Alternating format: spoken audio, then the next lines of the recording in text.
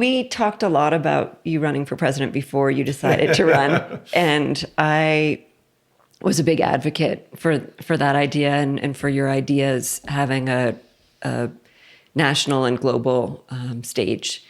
So what happened? No, I know. No, that's not the question. What did you take away from the experience that was unexpected, and how are you using that moving forward now as you're running for Senate? Sure, and just to be absolutely clear, I loved running for president. Yeah. It was 6 months. It was a bucket list experience that I could have never had, and it was hard. You know, people in New Hampshire and Iowa, South Carolina, they had no idea who John Hickenlooper was. I had to re-explain myself, reintroduce myself every day, 5, 6, 7 times a day. And people would say, Hicken who? Hicken who? And that, that's hard. That's hard work. And, what we're describing, these kind of ideas about how do you create a healthcare system that really controls inflation? How do you build an infrastructure that allows for growth, successful growth?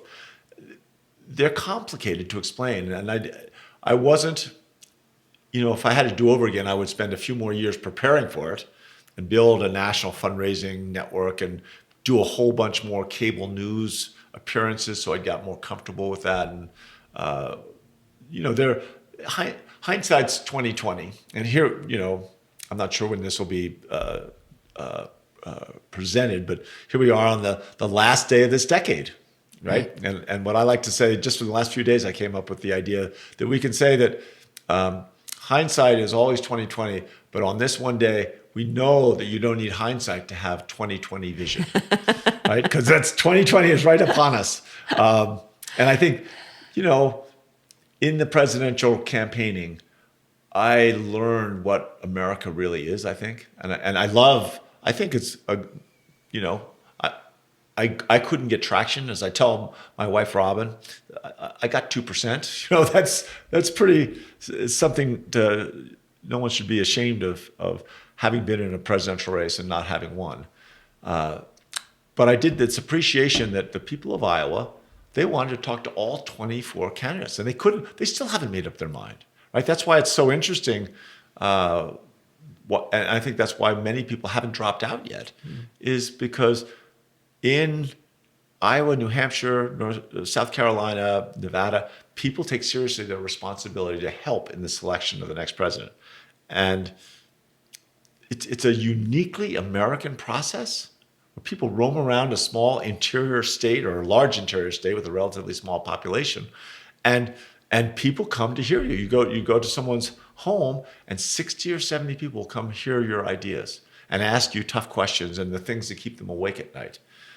Again, this is uniquely American. And even as we feel, depending on who you're talking to in America, dismayed about where we are in our country's evolution and fearful about the future for a variety of reasons, we still have this unique form of governance that is fragile. It's relative to history, is pretty young, a few hundred years, but is in some way captivating and I think resilient.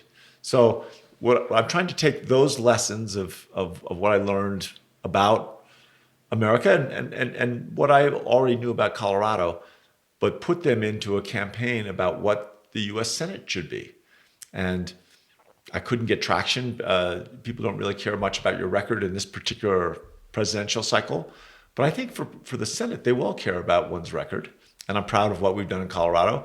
And the nice thing is when I go, campaigning around Colorado, people know me. I have a relationship. I was governor for 8 years. Strangers will come up to me in the supermarket and give me a hug and thank me for running. That didn't happen so often in Iowa. Yeah.